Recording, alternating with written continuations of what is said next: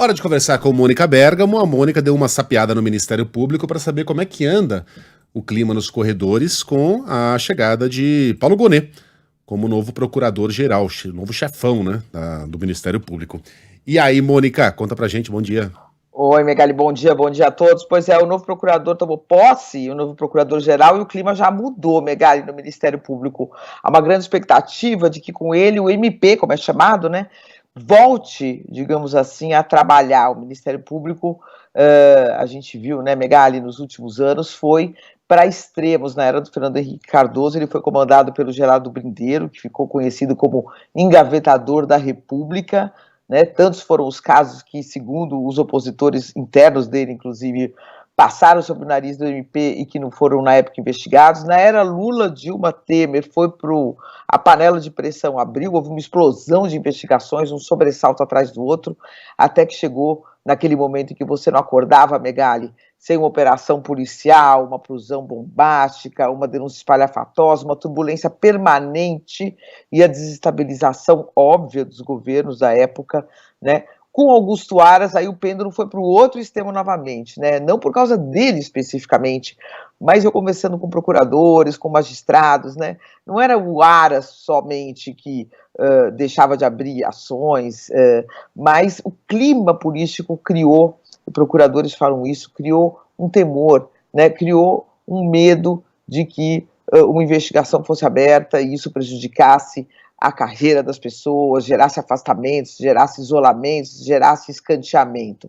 Agora, Megali, finalmente, passadas tantas décadas, né, imagina-se que esse pêndulo finalmente vai ficar no centro, para um lugar de equilíbrio, né, que o MP vai aumentar a potência das suas máquinas, que investigações voltarão a ser feitas, inclusive, como diria o Collor, duela quem duela, quer dizer, inclusive se tiver que pegar alguém de governo, mas sem aquele espalhafato de uma era recente, né? Sem procurador estrela, sem procurador fazendo campanha para ter leis aprovadas no Congresso, sem protagonismo na vida política do país, para além das já poderosas atribuições institucionais do Ministério Público. Na área dos costumes, Megali, a gente vai ter, de fato, um procurador-geral mais conservador. Tem até um episódio, Megali, que eu apurei, que é curioso de contar. Você sabe que o novo procurador-geral, quando estava sendo um dos nomes cotados para o cargo ainda, Lula ainda não tinha escolhido, ele sofria muita oposição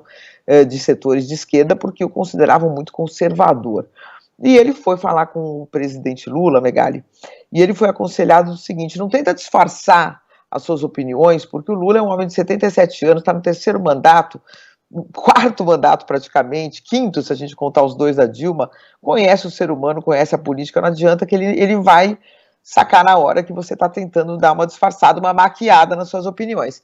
Então eles conversaram e o que me relataram é que justamente essa coisa aberta e transparente do Gonet, do Dr. Gonet, foi o que convenceu o Lula de que ele era a melhor opção. E diz que teve um momento que eles estavam falando sobre pautas de costumes e que o procurador falou para o presidente: sim, eu sou, por exemplo, contra, né, mudanças na legislação do aborto, sou contra o aborto. E que o Lula virou para ele e falou: olha só, eu também. Então, houve uma coincidência de opiniões aí.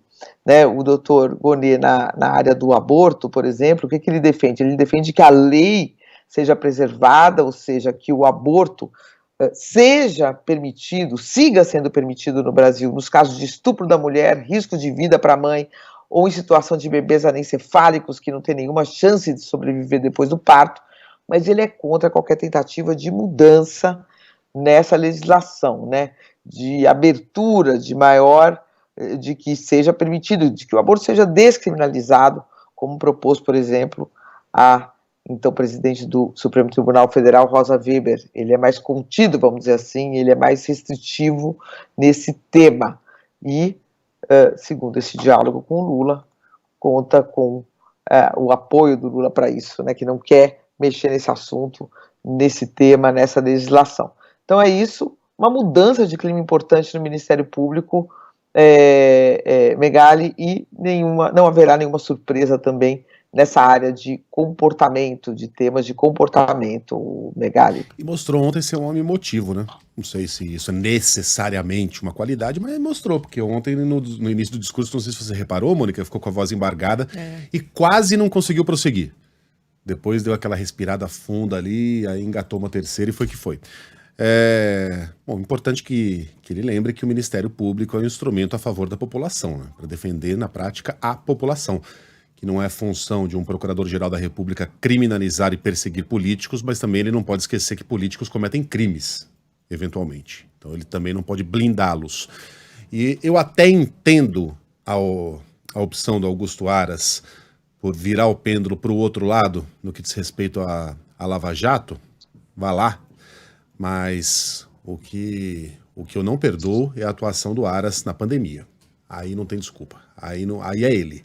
Aí foi uma decisão dele virar para o outro lado e fingir que não estava vendo que havia pessoas ali que estavam tentando sabotar uma campanha de vacinação, que estavam oferecendo à população remédios que não funcionam, fabricados sabe Deus como, sob quais acordos espúrios.